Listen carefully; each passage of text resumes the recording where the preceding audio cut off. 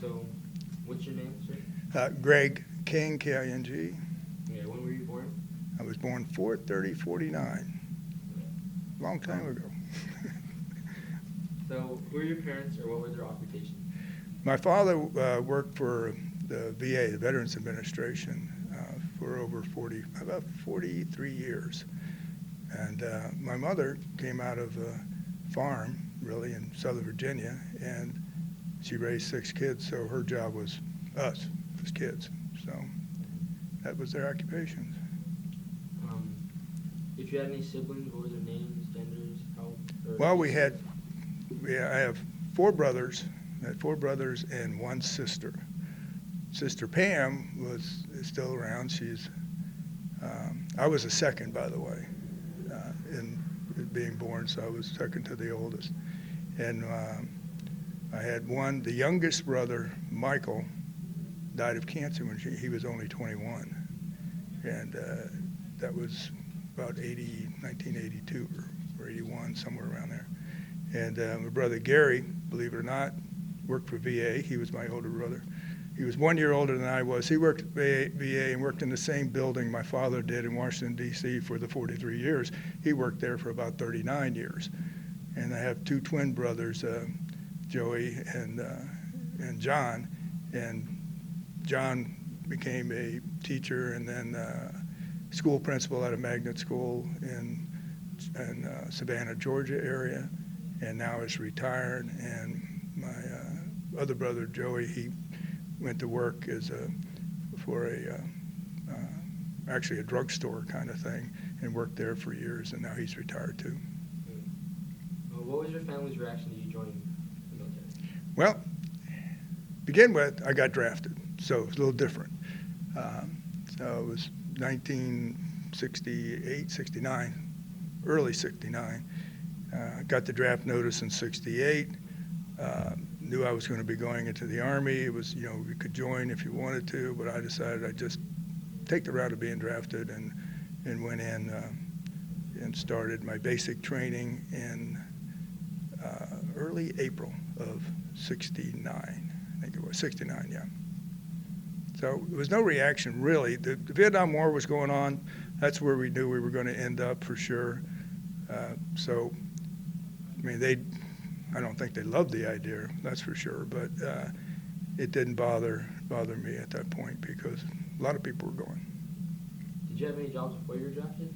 Yeah, I was working as actually in refrigeration and air conditioning, an electrician job. I had gotten some certification in that but when I was before I was even 18 years old.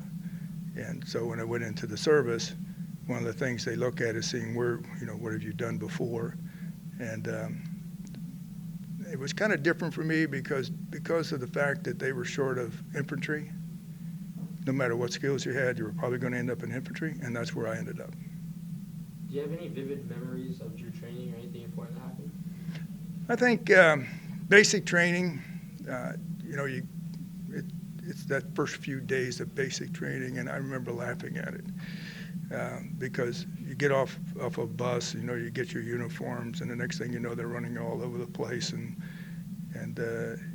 I was kind of laughing at it because, I was in pretty good shape at that point. At my age, at 19, I wasn't exactly out of shape. I played basketball a lot and baseball in high school, so it didn't bother me so much. So I thought the training was good. It ended up really good as far as I was concerned. I graduated my basic training. I graduated first in my class. My advanced infantry training, I did the same, first in my class. And then for the other training, I went to an NCO school after that, non-commissioned officer school, and I graduated first in that. So I didn't have any problems from the training. It was actually kind of enjoyable to me. Do you know what your first assignment was after basic training? My first assignment after basic training? Well, my first assignment after basic training would have been advanced infantry training. That was the first assignment. And as I said, after that, there was a second assignment. It took me I went through about 9 or 10 months of training before I left to go overseas. Where did you go when you left overseas? I went to Vietnam. I remember flying into Da Nang Airport, landing in the middle of the night. Matter of fact, it was about 1:30 in the morning, and it was about 95 degrees outside and about the same in humidity. So I spent my first night on the side of the airport runway, waiting to be put out to the field. You said you graduated top of your class. Was it like, could you attribute that to any instructors that you remember, like anybody that helped you through it? No, not really. I think in the Army at that point, they break things down to pretty simple terms. Most of the books back then, or most of the guides that they gave you for any type of studying, were basically set for the 6th to 8th grade education, believe it or not. So I went through Catholic school, so I went through nuns who beat you in the back of the head if you didn't pay attention. So therefore, none of that bothered me, and it was pretty easy. But I will say that the training that they gave me was very, very good for me when I hit Vietnam, because most people didn't have training in map reading. I did. Most people didn't have training, because the NCO school, how to bring in helicopters, how to call and fire, when you needed it, fire support when you needed it. Those are the things that I got that the other person who just went through basic and AIT didn't get. So I was very fortunate in that regard. What do you think the hardest part of the military lifestyle was? The hardest part, probably not having any control of where you go, because you're not going to be able to say, hey, I'd like to go to Hawaii. No, you can't do that. You end up wherever they want to send you or where the need is. So that's the difference. What about the easiest part, like you're most comfortable with about the military lifestyle? I think the discipline was fine with me. I didn't have any problem with it. Some people fight discipline like it's some kind of scourge on you, but it's not.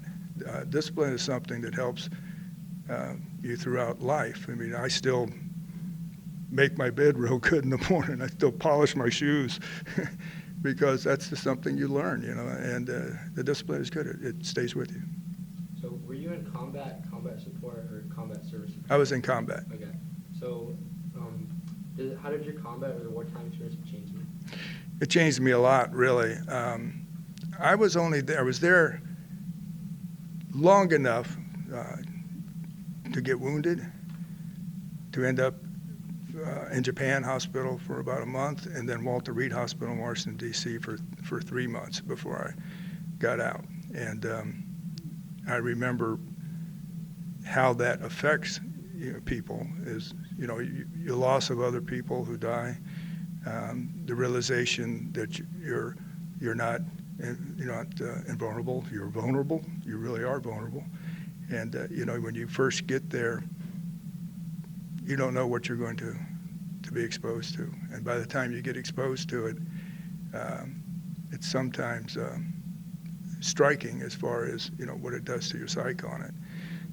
I remember a lot of different things. I remember because I was a sergeant when I got there, because I went to NCO school, I was leading patrols. And so you lead patrols out, and I remember going down through a creek bed and looking down and seeing a sandal impression just filling with water. That tells you there's somebody up ahead of you that's not, with you. It's the enemy. Things like that. Some of my platoon, they got injured really badly stepping on mines. My injury came from an ambush that hit us with what they call a RPG, which is a rifle-propelled grenade. And, we lost, I think, 4 people went out that day, just with that one ambush. So you do learn that life is more precious than you thought it was. If any, what kind of friendships did you form while serving? Friendships, I think I have more friendships now from it than I did when I was serving, because most of the people that I served with are really back east now, and because I came out of Virginia originally.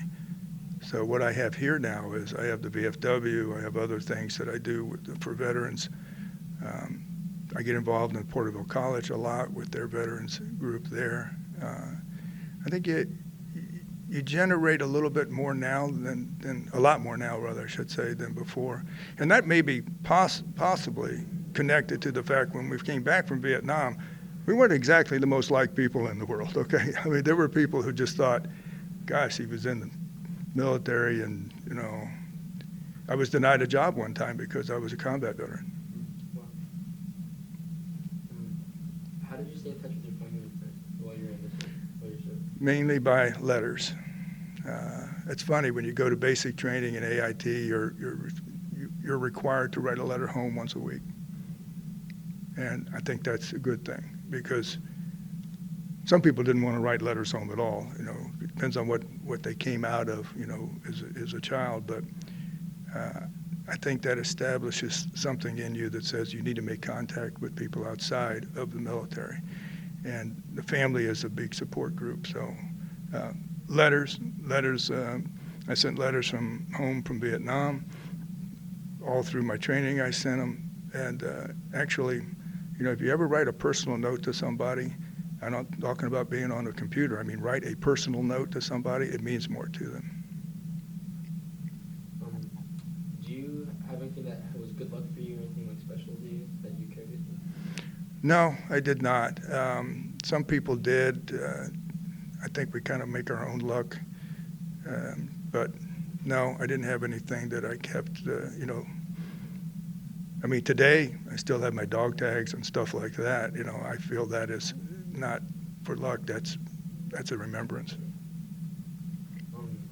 When you were off duty, do you know what you did for recreation? What do I do for recreation?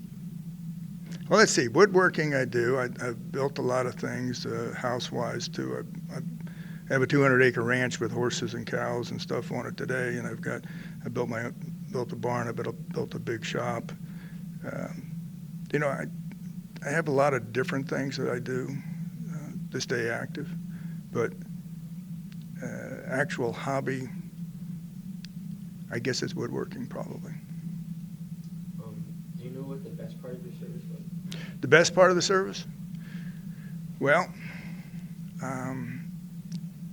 again, I'll go back to, you know, learning who I was during that process. There's a lot of things that you don't realize you're getting from the service until a few years later. And like I said before, discipline's one of them, but there's other things you learn. You know, you learn the importance of leadership. You know, you can exist in this world or you can help lead it. And I think that's part of the issue that I have sometimes today with people. They want to complain about everything, but they don't want to step in and do something. And if you want to change the world or change your own world, you got to lead, you know, even if it's just leading yourself. Do you recall the day your service ended? Yes, I do. They had moved me, once I left the hospital, they had moved me to Fort Meade, Maryland, and I was there for a very short period of time. And they came in and said, okay, you're out of here. You're out of here. We're going to let you go. I get out, I think maybe 3 weeks early. That's about it, though. It just happened to work out that way. But they weren't going to give me any other assignments anyway. I'd been in the hospital and all this other stuff, so they were going to kick me out, so to speak. And then I drove from Maryland, Fort Meade, Maryland, back home to Virginia. How did your family and community react to you coming back home? How did they what? React. Oh, they were glad to see me. I'll tell you a funny story, really. When I was injured and finally got to Walter Reed Hospital in Washington, D.C., my father came to see me. And when he came to see me, there was, you know, this is a ward. This is full of people that have got all kinds of injuries. And actually, that hospital stay is almost as bad as being in combat, because there's people with lost limbs and burned bodies, and you know, they really have bad conditions, a lot worse than my condition. And it's a telling thing. But anyway, he got there and came over to see me, and the first thing he said is, how are you dealing with everything around you? And he was right, you know. And I had kind of kept myself insulated from that and not looked everywhere. But it was a bad time anyway. And you know, the thing is that once you're in that situation, you learn to deal with it. It should never become normal, though, because it's not. So what was it like just in a civilian life? Did you have any complications? Only some physical, but not mental, I don't believe. I had a job already. I could go back to doing what I was doing, which was electrician and air conditioning and all that kind of stuff. But I decided not to do that. And that came from one of the sergeants that was at Fort Meade said to me, no, I'm sorry, one of the lieutenants at Fort Meade said to me, you know, you really ought to think about going into something else, you know. And so I thought about it, and I went into law enforcement. And I spent 37 years in law enforcement. So in order to go in law enforcement, you went to school for it, or you went to like training? Yeah, I went to the training, went through the academies. I went to the FBI Academy as well back in 1981. So I went through a bunch of different things, and it paid off for me. You know, and I think again, I'll go back to discipline. You got to have some discipline to get through these things. Yeah. So, do you have any friendships that still like you connected with, like from when you served, or not? No, not really. No. Was there any reunions that you attended or anything like that? I do get some notifications on them, but they're all the way back east. You know, there's one at Fort Benning, Georgia, that I've donated, you know, to it, you know, so that it can continue. One of these days, I'll probably try to make that one because it does have. I was in the 101st Airborne, so there's some people there that I know too. Yeah. Do you have any life lessons you learned from the military, like anything you could help others with?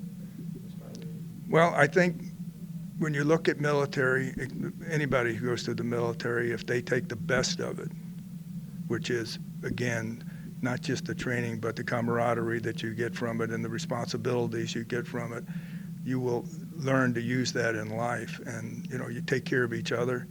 And that's the other thing with leadership, you take care of each other.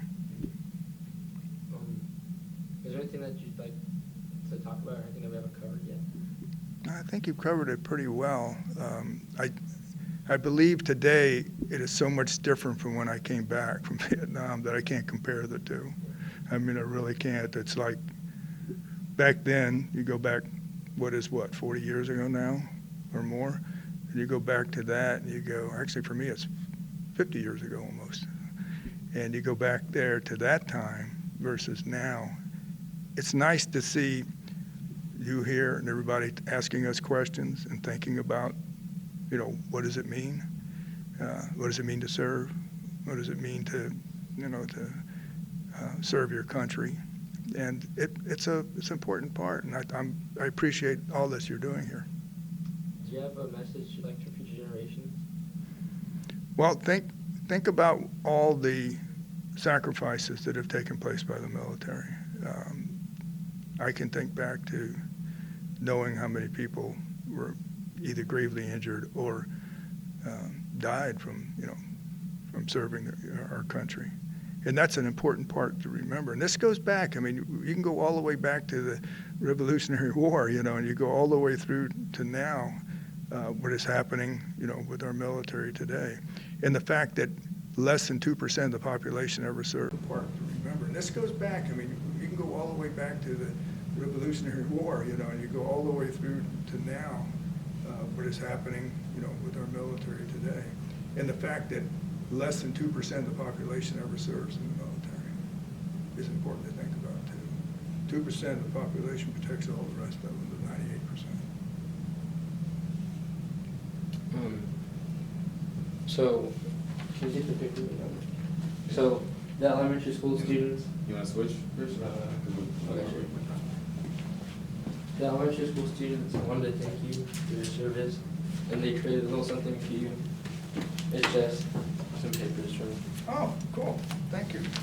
It's just thank you for your service and showing that you're appreciated, and yeah.